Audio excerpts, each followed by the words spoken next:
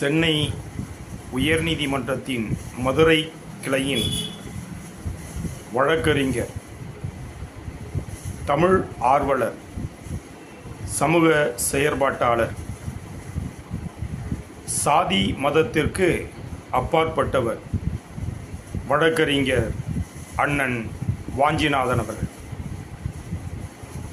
வழக்கறிஞர் அண்ணன் வாஞ்சிநாதன் அவர்கள் நீதியரசர் ஜி.ஆர். சுவாமிநாதன் அவர்கள் குறித்து தனக்கு கிடைத்திருக்கக்கூடிய தகவலின் அடிப்படையில் ஒரு புகார் மனுவை உச்சநீதிமன்றத்திற்கு அனுப்பி வைக்கிறார்.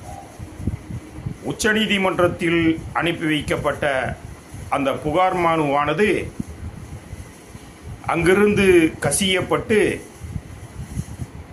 அஇஅதிமுகவினுடைய வழக்கறிஞர் பிரிவை சேர்ந்த ராஜராஜன் என்பவருடைய முகநூல் வழியாக மற்றவர்களுக்கு பகிரப்படுகிறது.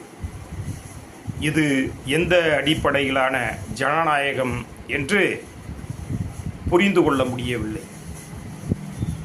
கொரோனா காலத்தில் கொடிய தொற்று உலகத்தை ஆட்டுவித்ததைப் போல் இந்தியாவையும் நிலைகுலையச் செய்த கொரோனா, அந்த காலத்தில் நம்முடைய ஒன்றியத்தினுடைய பிரதமர் அவர்களுடைய பெயரில் PM ட்ரஸ்ட் கேர் என்கின்ற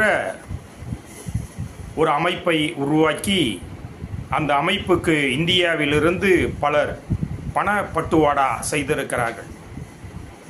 தகவல் பெறும் உரிமை சட்டத்தின் கீழ் PM ட்ரஸ்ட் கேர் என்கின்ற அந்த நிறுவனத்திற்கு எவ்வளவு பணங்கள் வந்திருக்கிறது என்று கேட்கின்ற பொழுது அது வெளியிடப்பட முடியாது. ஏனென்று சொன்னால் பிரதமரின் பெயரில் தனியார் நிறுவனம் துவங்கி இருக்கக்கூடிய அறக்கட்டளை என்று தகவல் சொல்கிறார்கள். இது என்ன ஜனநாயக விதிமுறை என்று புரியவில்லை. ஒரு அறிஞன் சொன்னான், சட்டம் அனைவருக்கும் பொதுவானது என்பது அப்பட்டமான பொய். சட்டம் என்பது ஒரு சிலந்தி வலையை போன்றது.